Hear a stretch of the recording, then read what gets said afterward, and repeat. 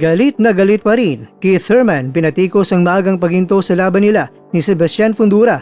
Naniniwalang siya ang mananalo kung hindi raw pinahinto ang laban.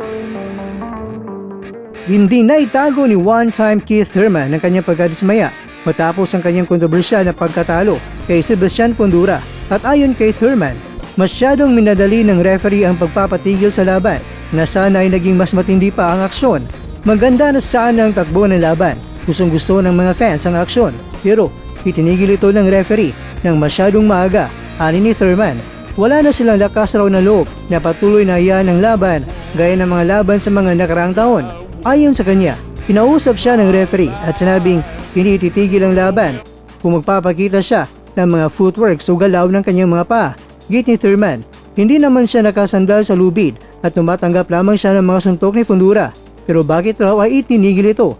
Sa kabila ng galit na naging desisyon ng referee, hindi naman nakalimot si Thurman na magbigay pugay sa galing ni Sebastian Fundora.